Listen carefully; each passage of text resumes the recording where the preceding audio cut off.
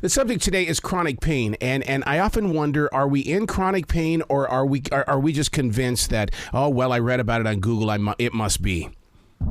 Wow, that's a great question. I think if you have chronic pain, you know it.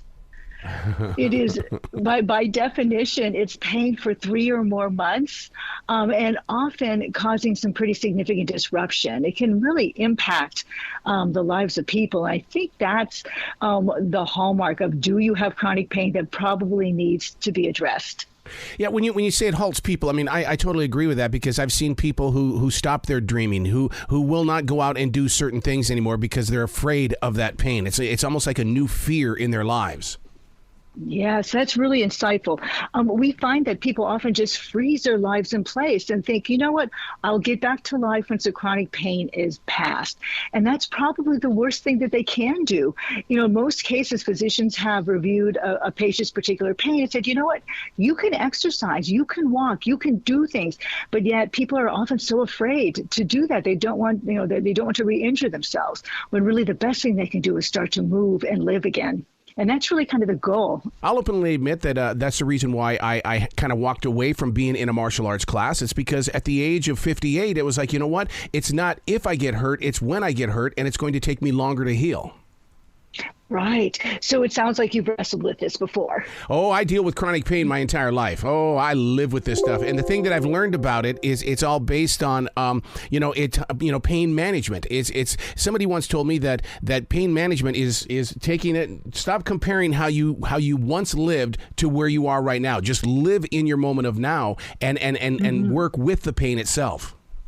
Exactly. It's like a dance. I have a woman who reflects on her experience living with chronic pain. In the book, I have like 13 different patient stories where they talk about the experience.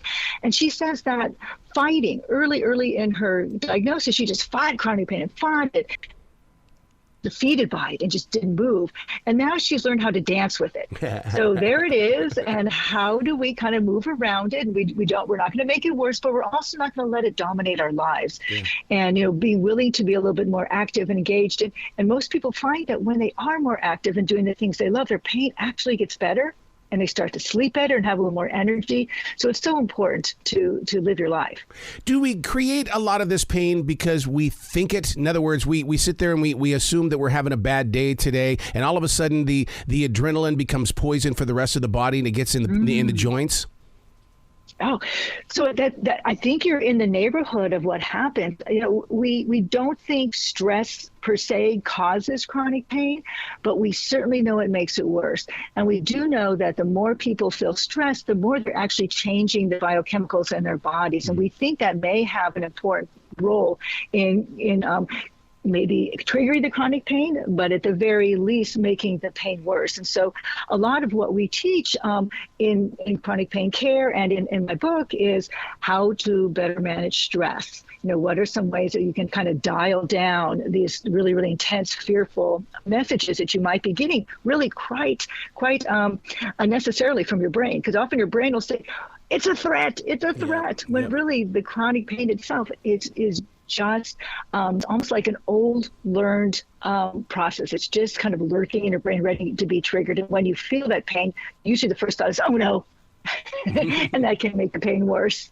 I use meditation as a way to make my way through pain. And one of those things is because listening to the mind, body, and soul, and allowing the body to feel its own natural vibration, basically. Mm-hmm. Oh, no, that's incredible. Actually, talk a little bit more about that. What is it that you feel? What I do is it's like I always call it sitting on a cloud, and it's like and so because the meditation that I do is nidra, which is connected to yoga, and so in learning how to break down what the mind is like. In other words, if I start thinking negative, break it down. Why are you there? What is the decision? And so therefore, when you start freeing your mind, all of a sudden the pain goes, okay, it was nice seeing you today. Yes. So you really hit on the piece, which really at the core of our research at the Chronic Pain and Fatigue Research Center is understanding the role that the brain and our thoughts and emotions are playing in the experience of our pain. And when we think terrified, scary thoughts, the pain signal is actually amplified and the pain feels worse. When we're thinking meditative thoughts and we're able to piece piece apart the thoughts that are troubling us, or kind of dampen down, or not be so frightened of our negative emotions, we feel the pain signal improve. But when we actually or really engaged in something we love doing, if it's a hobby or being with friends, you might even notice the pain isn't even there, that it actually has gone so far to the back of the mind or the brain, because the brain can only process so much information at once, and it kind of just turns its attention to what's most salient in the moment. And that might be having a joyful moment with your great friends, doing something really fun, as opposed to focusing on that pain that's right in the back. Well, it makes me wonder if pain is a trigger then, and maybe I should be questioning the pain. What did I do today in order to go through this? Maybe we need to break it down and see the before so that the after has peace. Isn't that interesting? And I think there is a whole approach to pain where people will have a pain flare, and then we'll go back and say, God, what was I thinking right before that got really bad? And very frequently people say, oh my gosh, I was really angry at my stepmom, or, I was infuriated by something that my spouse said. And once that's even just acknowledged, sometimes the pain will dial down. Because what happens is when we have really intensely negative thoughts or fears or feelings, often the brain just blanketly refers to as threat. And often that blanket threat comes out in the form of pain. And so, if we can have an awareness and recognize what might be preceding that sharp pain, sometimes we can actually diffuse it like a bomb. What do we do in situations where so many millions of us are taking these statins, and statins create a lot of pain, a lot of joint pain, muscle pain? How do we deal with that? And is that looked upon as being chronic pain as well? Well, anytime pain is chronic, that is what it is. And sometimes the origin is different. If you are on statins and they are causing you pain, my strongest recommendation is go back to your doctor and say, hey, this is making my life bad. There's got to be something else that I can take. Never want people just to discontinue taking any medications without the consult of your doctor. But you are your best advocate. Go back and tell your physician, this is not acceptable.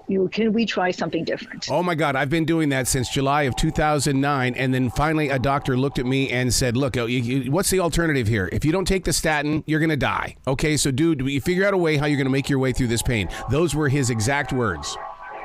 So unnice. and have you found a new doctor to do business with? Yeah, I've been with them, and what's so funny is that I have, and I've been through 3 of them, and it's like one of those things where I even tried to take natural things, supplements to do the for the high cholesterol and stuff, and it's like, no, dude, you got to take these statins. Yes, and that is so unfortunate. And so it creates creates some more pain. So the question is then, if there's no alternative, how can you dial down the signal? Exactly. And are there things? Yeah, and are there things that you do that that actually can help dial down that signal? Perhaps when you're in meditation, or if you're doing some deep breathing. Really, kind of the crux of what I talk about in my book is putting together kind of some common sense tools that you can use to reliably dial down your pain. But part of the problem is identifying what these tools are. Yeah, because one of the things that you cover inside your book is chronic pain reset. I'm really interested in finding out what that is. Oh, well, the notion is that we can reset our brains, that we do have the power because of neuroplasticity.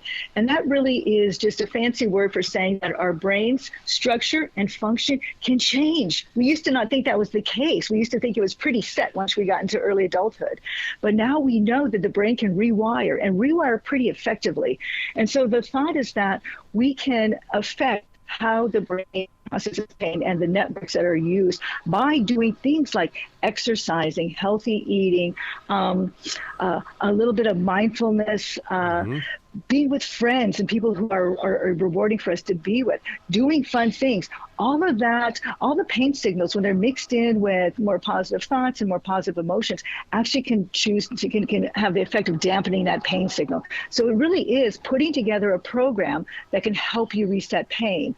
And the way that's done is I have what I call like a 30-day challenge, or 30-day speed dating of techniques. And once the early chapters are read, there's a 30-day period where every day there's a little 2-page flap that introduces an evidence-based skill, a new one each day. And what the reader does is read about the skill and give it a try. Take 10 minutes, give it a try, and think, you know what? this might work, or you know what, this is so not my cup of tea. And every day you pass judgment on these, and by the end of the 30 days, hopefully you have anywhere from 5 to 20 new strategies that you might want to try. And then the end of the book is how do you put these to work, kind of sampling them one at a time. Because what we know in treating chronic pain is the treatment that works best for all patients. This is it. This is the Rosetta Stone. The treatment that works best is the treatment that the patient is willing to do. Yes. And so,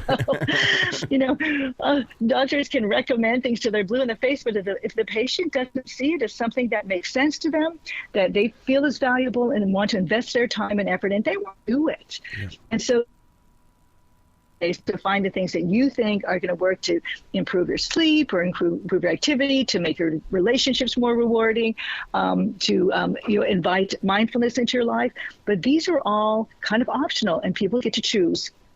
Wow. Where can people go to find out more information? I mean, I realize we have this conversation and they can hit repeat on a podcast. But the thing is, though, is I want them to really know who you are as a person and as a leader.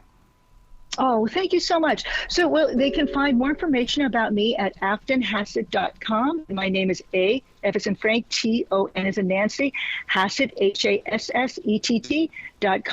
And I have a full biography and information about me, as well as the book and where it can be purchased. It's actually in pre-sale right now at Amazon and Barnes & Noble and Target and every place else.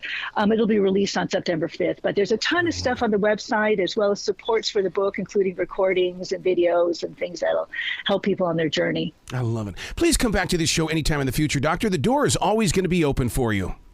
Oh, you're so kind. I really enjoyed speaking with you, and I hope you'll find something in the book that can help you as well. Oh, I will. Because this is my study, my lifelong study. It absolutely is.